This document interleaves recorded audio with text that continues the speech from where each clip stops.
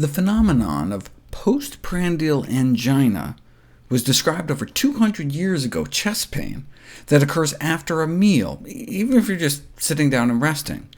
The question is why?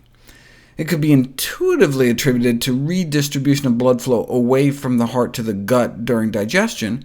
However, such a mechanism could not be demonstrated experimentally.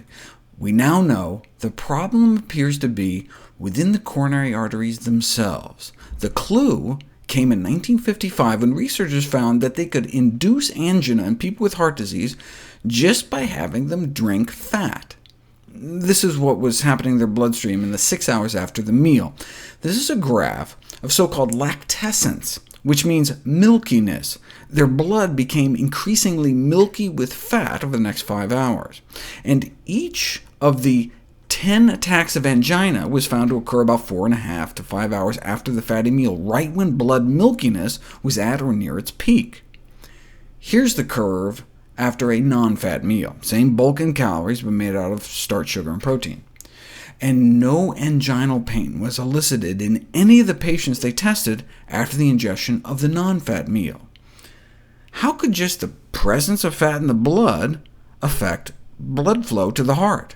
To understand that, we need to understand the endothelium, the inner lining of all of our blood vessels. Our arteries are not just rigid pipes, they are living, breathing organs that actively dilate or constrict depending on what's needed. They thin or thicken the blood, release hormones, and it's all controlled by the single inner layer, the endothelium, making it the body's largest endocrine organ, the largest hormone-secreting organ, weighing a total of 3 pounds all gathered up, with a combined surface area of 700 square yards. We used to think the endothelium was just an inert layer lining our vascular tree, but now we know better. The endothelium is directly involved in peripheral vascular disease, stroke, heart disease, diabetes, insulin resistance, chronic kidney failure, tumor growth, metastases, venous thrombosis, blood clots, and severe viral infectious diseases. Dysfunction of the vascular endothelium is thus a hallmark of human diseases. Researchers found that low-fat meals tended to improve endothelial function, and high-fat meals tended to worsen endothelial function.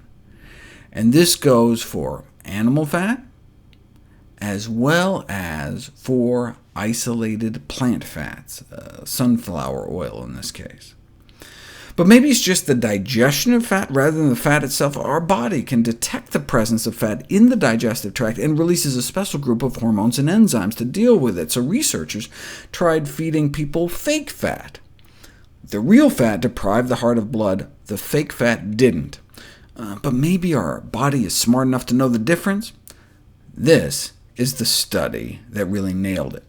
They tried infusing fat directly into people's bloodstream through an IV, so your brain doesn't know if you're eating fat or not. And indeed, within hours, their arteries became stiffened, significantly crippling their ability to relax and dilate normally. This decrease in the ability to vasodilate coronary arteries after a fatty meal just when you need it could explain the phenomenon of after-meal angina in patients with known coronary artery disease.